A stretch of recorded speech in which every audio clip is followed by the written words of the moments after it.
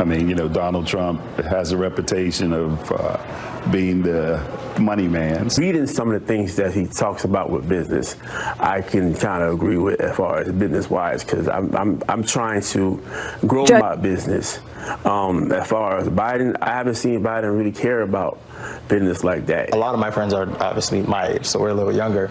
We've only voted once, for a president, and Trump is kind of all we know. We were broke with Biden. We weren't with Trump. And that's kind of the only thing that I'm hearing over and over again. Who do you think is better for the country, Trump or Biden? Trump. Trump. Trump. Trump. I say Trump. Why do you say that?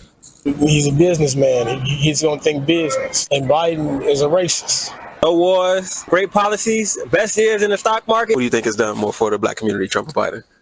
I didn't even see Biden yet. I know Trump was out here. Biden, that's everything. Biden ain't doing we gonna get rid of his sleep.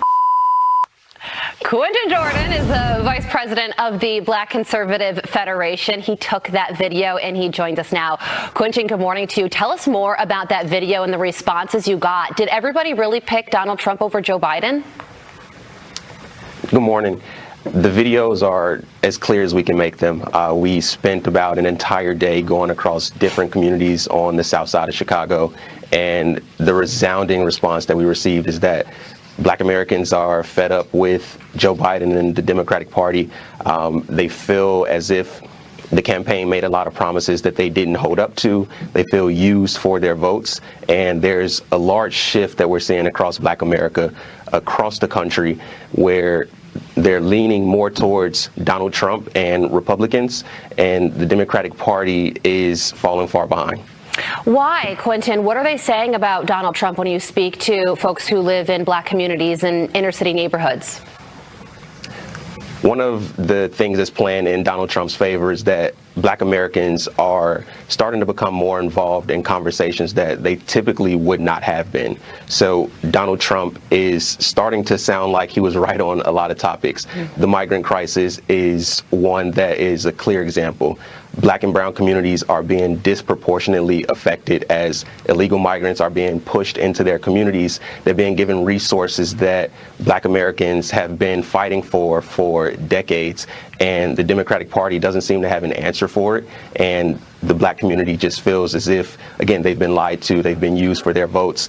And it's obvious that the resources have been there because they're being given away to people who don't even pay taxes. Oh my gosh, so true about that. And we're hearing that from Black residents across the country. And I think that this issue, the southern border issue, is impacting those communities in ways that Joe Biden never anticipated.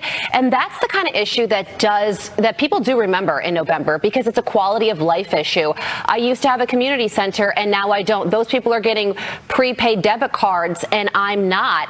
And now Joe Biden is trying to spin it and he's trying to say, I'm trying to secure the southern border, but former President Trump is standing in my way because of this Senate bill that he doesn't want to have pass.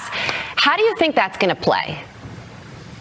Well, I think the truth of the matter is that the Republicans are the ones who are actively securing the border, right? If you see what's going on down in Texas, it's not the federal government, it's not Joe Biden and his administration. It's the state of Texas, their National Guard, who's actually putting up a fight to control the migrant crisis that we have. And I think that's evident, right?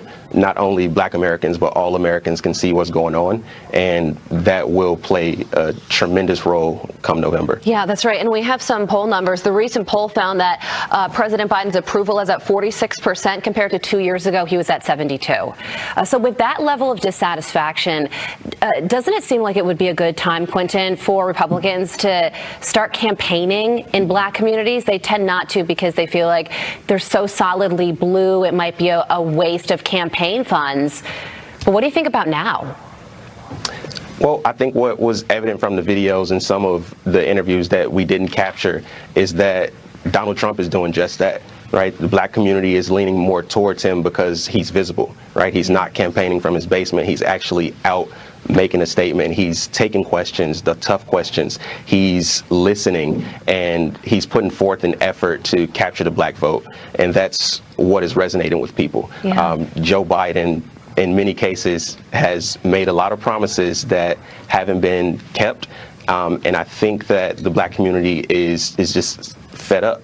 They're making a fourth quarter Hail Mary here to try to get a lot of things across, but it's evident that, hey, we're going into an election season. That's right. This is the typical pandering that we see from that side. There was that one guy that you spoke to who said, I've never seen Joe Biden before. Where is he? I used to see Donald Trump. And that last lady that we played, she had some thoughts too. I don't think you want to mess with her. Quentin, thank you for urging Israel